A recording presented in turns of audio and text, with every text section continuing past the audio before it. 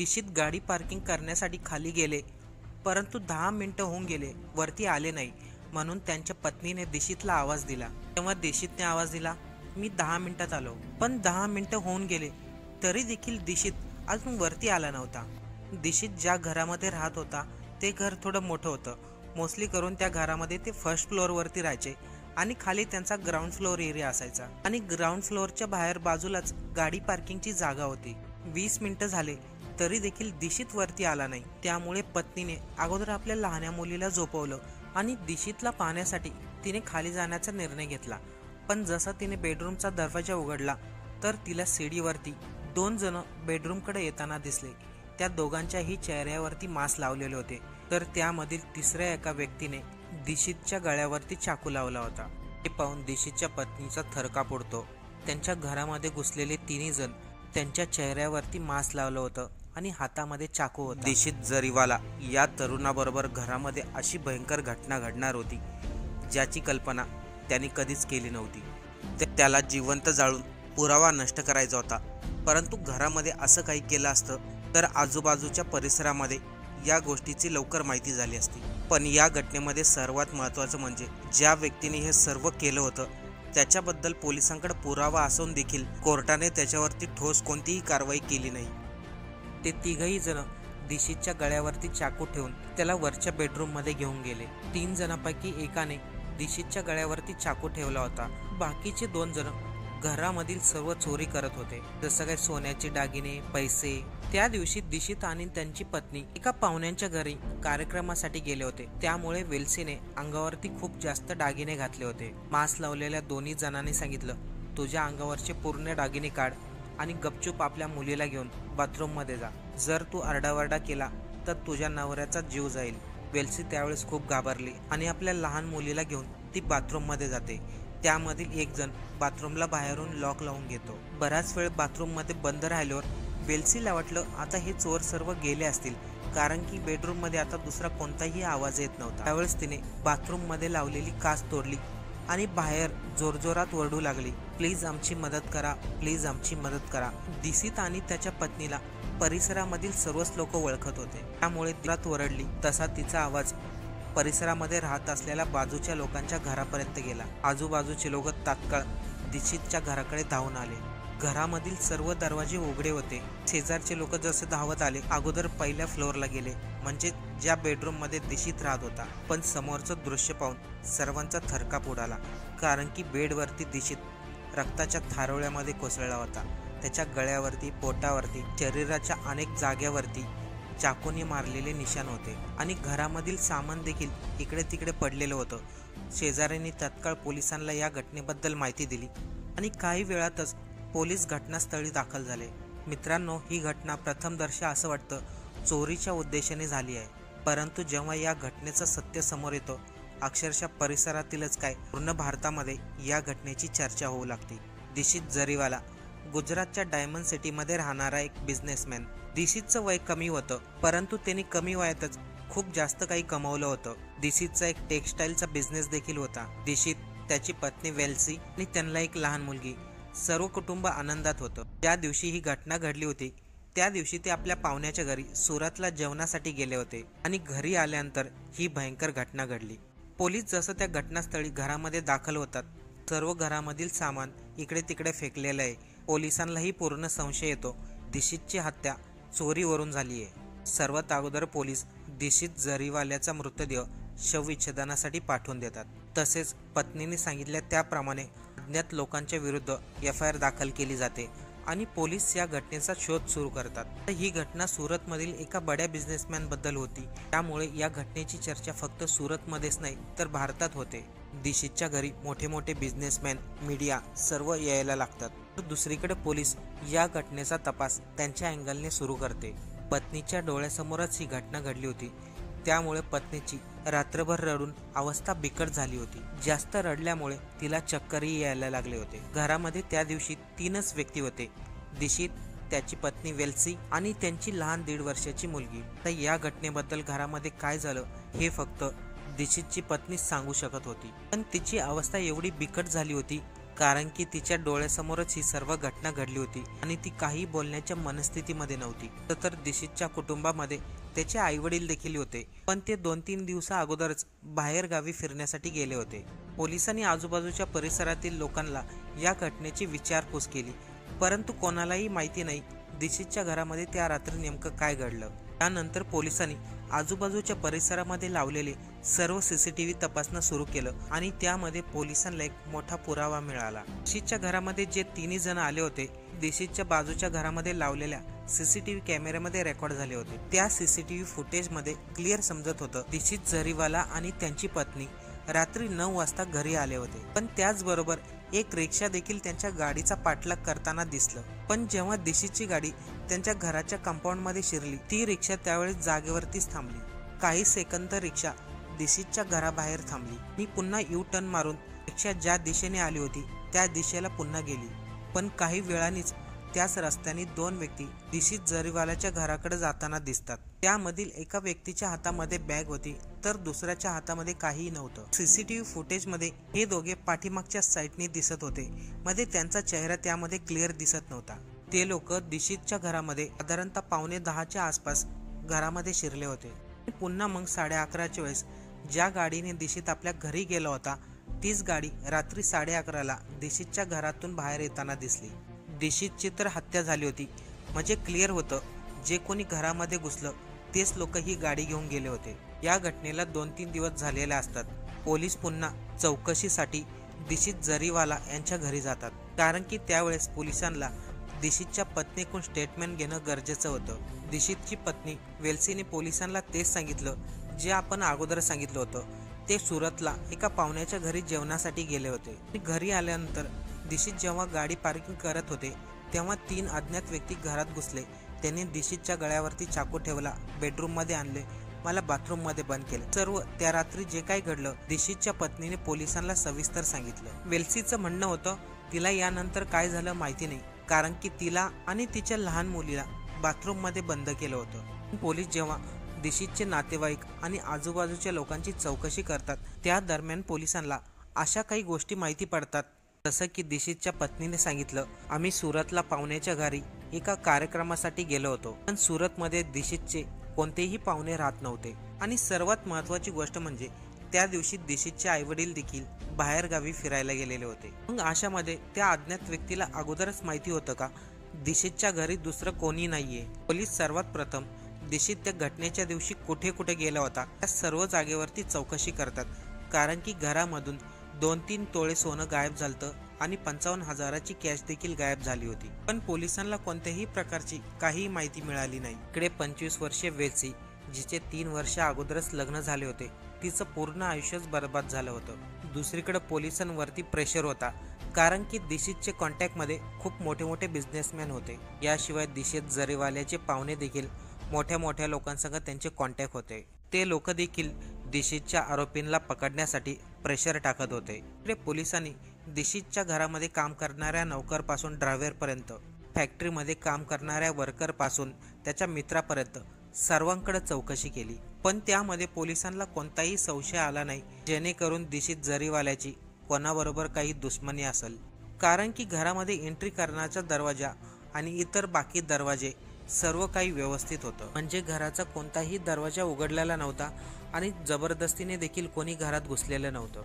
म्हणजे जे लोक घरात आले होते ची घरामध्ये राहणाऱ्या कोणत्या तरी व्यक्तीने मदत नक्की केली होती, त्याशिवाय ते घरामध्ये येऊ शकत नव्हते. जर कोणाची दिशीत बरोबर काही दुश्मनी असती तर ती लोक दिशीतच्या गळ्यावरती चाकू ठेवून त्याला वरती बेडरूममध्ये घेऊन गेले नसते. ते अज्ञात लोक दिशीतला पार्किंगच्या ठिकाणीच मारून पळाले असते. आणि जर चोरीच्या हिशोबाने आले असते तर त्यांना ही भीती नक्कीच वाटली असती, घरामध्ये आणखीन कोणीतरी व्यक्ती असू शकतो. पण असं नव्हतं. त्या अज्ञात व्यक्तीला हे ठाऊक होतं त्यावेळेस घरामध्ये कोण कोण आणि किती लोक आहेत. या सर्व घटनेचा तपास घेतल्यानंतर पोलिसांना आता संशय झालता हे काम कोणीतरी घरातल्या एका व्यक्तीनेच केलं आहे.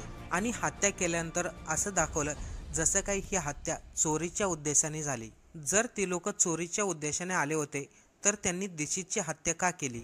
आणि जर हत्या करायचं प्लॅनिंग होतं तर दिशीतची पत्नी आणि त्याच्या लहान मुलीला का सोडलं होतं? दिशीतची पत्नी त्यांच्याबद्दल पोलिसांमध्ये गुन्हा देखील दाखल करू शकत होती. घरामधील 3 ते 4 तोळे सोनं आणि 55,000ची कॅश गायब होती. पण जेव्हा दिशीत जरीवाल्याचा मृतदेह शवविच्छेदनासाठी पाठवला गेला होता, तेव्हा दिशीतच्या गळ्यामध्ये एक सोन्याची चेन, हातामध्ये एक सोन्याचं कडं, सोन्याची अंगठी आणि एक महागडे घड्याळ घातलं होतं. या सर्व गोष्टी डॉक्टरांनी पोलिसांकडे सोपवल्या होत्या. तसंच दिशीतच्या पॅन्टीच्या पॅकेटमध्ये काही कॅश आणि बरेचसे क्रेडिट कार्ड होते. जर त्या अज्ञात व्यक्ती चोरीच्या उद्देशाने आले होते, तर त्या लोकांनी दिशीतच्या गळ्यातील चेन, अंगठी, पाकिट का घेऊन गेले नाही? इकडे वेल्सीची अवस्था वाईट झाली होती, कारण की अवघे 25 वय असतानाच वेल्सी विधवा झाली होती. यानंतर पोलिसांनी पुन्हा एकदा वेल्सीने त्या दिवशी जे सांगितलं होतं त्याच्यावरती पुन्हा विचार केला. वेल्सीने त्या दिवशी सांगितलं होतं तिचे पती दिशीत एक खाली गाडी पार्किंगसाठी गेले होते. पण पोलिसांनी जेव्हा यातलं व्हेरीफाय केलं तर हे माहिती झालं दिशीतने गाडी अगोदरच पार्क केली होती. मग दिशीतच्या पत्नीने का सांगितलं दिशीत खाली गाडी पार्किंगसाठी गेला होता? पोलिसांना त्या ठिकाणी डाऊट झाला, वेल्सी या घटनेबद्दल खोटं तर सांगत नाहीये ना. त्याच दरम्यान पोलिसांची नजर आणखी एका गोष्टीवरती पडते. वेल्सीने सांगितल्याप्रमाणे त्यांच्या घरामध्ये त्या दिवशी 3 अज्ञात व्यक्ती घुसले होते, पण सीसीटीव्ही फुटेजमध्ये फक्त 2च व्यक्ती दिसत होते. या ठिकाणी पण वेल्सीने पोलिसांना खोटंच सांगितलं होतं. वेल्सीचं सांगणं होतं त्या अज्ञात व्यक्तीने पार्किंगमध्ये दिशीतच्या गळ्यावरती चाकू लावून त्याला वरती बेडरूममध्ये घेऊन आले होते. पण दिशीतला तर नंबरचा गॉगल होता. जर पार्किंगमध्ये 3 लोकांनी दिशीतवरती हल्ला केला होता, म्हणजेच त्याच्या गळ्यावरती चाकू लावून त्याला जर दमदाटी केली असती, त्यांच्यात थोडी तरी हातापाई झाली असेल आणि त्या दरम्यान त्याचा चष्मा खाली कसं काय पडला नाही. पण जेव्हा पोलीस घटनास्थळी दाखल झाले होते, दिशीतचा मृतदेह ज्याप्रमाणे पडला होता त्यावेळेस दिशीतच्या डोळ्यावरती चष्मा लावलेला होता आणि तो चष्मा एकदम व्यवस्थित होता. शवविच्छेदनाच्या रिपोर्टनुसार दिशीतच्या गळ्यावरती आणि पोटांवरती चाकूने वार केले गेले होते. पण प्रश्न पुन्हा तिथेच येतो, जर दिशीत जरीवाला बरोबर कोणाची काही दुश्मनी असेल तर त्यांनी त्याच्या पत्नी आणि मुलीला का सोडलं होतं? आणि याशिवाय ते अज्ञात 2 व्यक्ती या ठिकाणी दिशीतच्या पत्नीने 3 सांगितले होते, पण सीसीटीव्हीमध्ये 2 दिसले होते. त्यामुळे पोलिसांना आता त्याची पत्नी वेल्सी हिच्यावरती संशय होऊ लागला होता. म्हणजे जी वेल्सी आपले पती गमावले तिने, ती 2 दिवसापासून दुःखामध्ये होती. तिलाच पोलीस स्टेशनला चौकशीसाठी बोलवण्यात आलं. पोलिसांनी तिला अशा पद्धतीने विचारले ज्याप्रमाणे तिने सांगितले होते. घरामध्ये 3 व्यक्ती घुसले, दिशीतला खालून ग्राउंड फ्लोअर वरून त्यांनी मारत आणलं. पोलिसांनी तिला हे सांगितलं, दिशीतच्या डोळ्यावरती गॉगल होता, च्या गळ्यामध्ये सोन्याची चेन, हातामध्ये अंगठी आणि पाकिटमध्ये पैसे होते. याशिवाय सीसीटीव्ही मध्ये 2च जण दिसले होते. याच्यावरती वेल्सीने उत्तर दिलं, जे घडलंय ते मी सांगितलं होतं. आता तुम्ही माझ्यावरती संशय घेताय. मी का माझ्या पतीला मारू? तुमचं लग्न झालं, बिझनेस व्यवस्थित चालू आहे, आम्हाला एक मुलगी आहे. पण पोलीस जेव्हा त्यांच्या पद्धतीने वेल्सीला प्रश्न विचारतात तेव्हा काही वेळामध्येच वेल्सीचं खरं सत्य समोर येतं आणि अखेर दिशीतच्या पत्नीने गुन्हा कबूल केला. तिनेच आपल्या पतीला मारलं. पोलिसांना सांगत असताना दिशीतची पत्नी 25 वर्षीय वेल्सीने सांगितलं, 27 तारखेला जेव्हा ते रात्री 9:30च्या दरम्यान घरी आले होते तेव्हा गाडी पार्क करून ते आपल्या बेडरूममध्ये गेले होते. वेल्सीने आपल्या मुलीला झोपी लावण्यासाठी दिशीतकडे दिले होते आणि वेल्सी म्हटली, मी खाली जाऊन सर्व लाईटी बंद करून येते. पण ज्यावेळेस वेल्सी खाली आली होती तिने घराचा मुख्य दरवाजा ढकलवून घेतला होता, त्याला लॉक केले नव्हते. सीसीटीव्हीच्या आधारे दिशीत आणि त्याची पत्नी 9:45च्या आसपास घरामध्ये आले होते. त्याच्या 10-15 मिनिटांनीच 2 व्यक्ती घरामध्ये आले होते. घराचा दरवाजा उघडे असल्यामुळे ते सरळ वरच्या फ्लोअरला दिशीतच्या बेडरूमकडे जातात. बेडरूमचा दरवाजा उघडा असल्यामुळे ते सरळ बेडरूममध्ये घुसतात आणि दिशीतवरती हल्ला करतात. ते दोन्ही अज्ञात व्यक्ती दिशीतला त्याच्या पत्नीच्या डोळ्यासमोरच चाकूनी वार करत होते. त्यांच्या तोंडावरती मास्क लावले होते, हातामध्ये हँडग्लोव्ज घातले होते.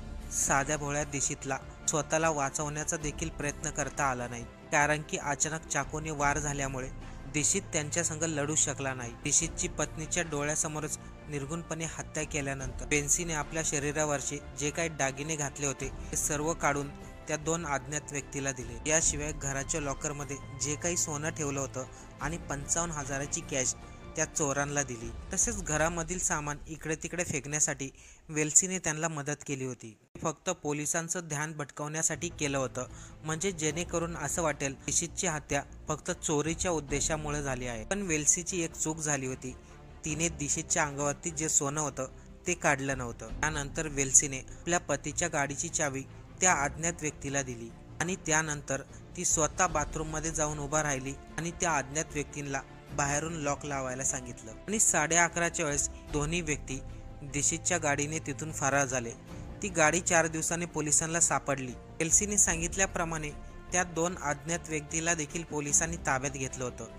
त्याच्यामध्ये मुख्य आरोपीचं नाव होतं सुकेतू मोदी उर्फ सनी आणि दुसरा त्याचा ड्रायव्हर धीरेंद्र चव्हाण होता। पण आता प्रश्न इथे येतो, त्या दोघांचा या घटनेशी काय संबंध होता? या तिघांनी मिळून दिशीतची एवढी निर्गुणपणे हत्या केली। खरं तर या घटनेची सुरुवात दिशीत आणि वेल्सी यांच्या लग्ना अगोदरच झाली होती। वेल्सी आणि सुकेतू मोदी उर्फ सनी हे दोघं लग्ना अगोदर एकामेकांवरती खूप प्रेम करायचे, पण त्यांचं लग्न होऊ शकत नव्हतं कारण की ते दोघंही खूप लांबचे नातेवाईक होते। याशिवाय ते नात्यामधून भाऊ बहीण देखील लागत होते, त्यामुळे त्यांचं लग्न होणं शक्य नव्हतं। वेल्सी आणि सनीने आपल्या लग्नाबाबत घरच्यांना सांगितलं होतं, परंतु घरच्यांनी त्यांच्या लग्नाला विरोध केला होता। इकडे वेल्सीच्या आई वडिलांना भीती होती, जर वेल्सीने पळून जाऊन लग्न केलं तर आपली बदनामी होईल, म्हणून वेल्सीच्या आई वडिलांनी लगेचच तिच्यासाठी मुलगा बघितला आणि दिशीत जरीवाला या मुलासंग तिचं लग्न झालं। जानेवारी 2013 मध्ये वेल्सी आणि दिशीत जरीवाला यांचं दोघांचं लग्न झालं। वेल्सी आणि दिशीतचं लग्न खूप मोठं आणि धूमधडाक्यामध्ये केलं होतं। वेल्सीच्या आई वडिलांना वाटलं होतं वेल्सीचं लग्न झाल्यानंतर ती आपल्या जीवनामध्ये बिझी होईल आणि बऱ्याच वेळा असं होतं देखील। लग्नानंतर वेल्सी हळूहळू आपलं जुनं प्रेम सनीला विसरून गेली होती। वेल्सी आणि दिशीतच्या जीवनामध्ये सर्व काही व्यवस्थित चालू होतं। आता दोघंही आनंदात होते। दिशीत जिच्यावरती प्रेम करायचा, वेल्सी देखील दिशीतवरती प्रेम करायची। लग्नानंतर त्यांना 1.5 वर्षाची मुलगी देखील झाली।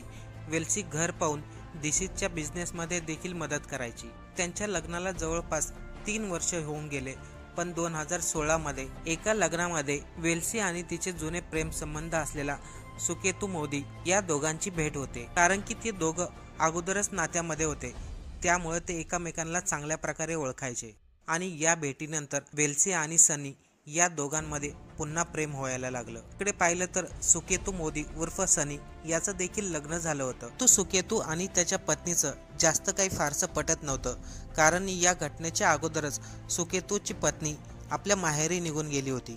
जेव्हा सुकेतू आणि वेल्सी या घटनेच्या 5 महिने अगोदर भेटले होते, तेव्हा त्यांना पुन्हा एकदा प्रेमाच्या आठवणी ताज्या होतात। दोघांनीही एकामेकाला आपले नंबर शेअर केले आणि व्हॉट्सअपवरती चॅटिंग चालू केली आणि जेव्हा त्यांना टाइम मिळायचा ते बाहेर हॉटेलमध्ये नक्की भेटायचे, म्हणजेच ते आपल्या जुन्या रिलेशनमध्ये पुन्हा एकदा आले होते। वेल्सी इथं हे विसरली होती तिचं लग्न झालंय, तिला एक 1.5 वर्षाची मुलगी आहे, परंतु ती पुन्हा सनीच्या प्रेमात पडली आणि आंधळी झाली आणि आता तिला सनी बरोबर राहायची इच्छा झाली होती। वेल्सीने जर ठरवलं असतं तर दिशीत बरोबर घटस्फोट घेऊन सनी बरोबर राहण्यासाठी गेली असती, पण तिने असं केलं नाही।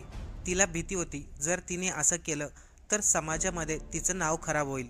याशिवाय दिशीतची जी काही प्रॉपर्टी आहे त्यामधून तिला काहीच मिळणार नाही। वेल्सीला आपलं जुनं प्रेम पण पाहिजे होतं आणि तिचे पती दिशीत जरीवाला याची प्रॉपर्टी देखील पाहिजे होती। त्यावेळेस वेल्सी आणि तिचा जुना बॉयफ्रेंड सनी या दोघांनी दिशीतला रस्त्यामधून बाजूला करण्याचा प्लॅन केला आणि त्यामुळेच वेल्सीने तो दिवस निवडला होता ज्या दिवशी दिशीतचे आईवडील बाहेर गावी फिरण्यासाठी गेले होते। पोलिसांनी या घटनेमध्ये काही तांत्रिक पुरावे, सीसीटीव्ही फुटेज आणि मिळालेले सर्व एव्हिडन्स कोर्टामध्ये सादर केले होते, पण प्रत्यक्षात वेल्सीने दिशीतवरती हल्ला केला होता असं कोणताही पुरावा मिळाला नव्हता।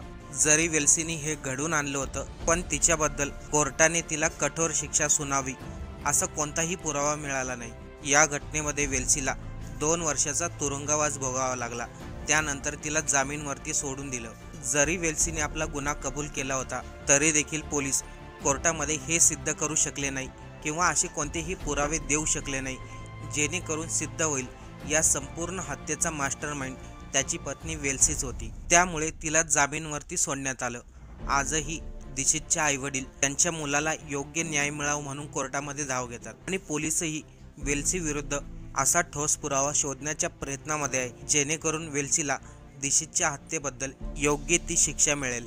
अशाच वेगवेगळ्या प्रकारच्या क्राईमच्या स्टोऱ्या पाहण्यासाठी आपल्या चॅनलला आजच सबस्क्राईब करा आणि या घटनेबद्दल आपल्याला काय वाटतं कमेंट करून नक्की सांगा। सर्वात महत्त्वाचं, क्राईम स्टोरी ही मोठीच असते। अनेक लोक कमेंट करून म्हणतात स्टोरी शॉर्टकटमध्ये सांगत जा, पण क्राईम स्टोरी ही शॉर्टकटमध्ये कधी सांगता येत नाही.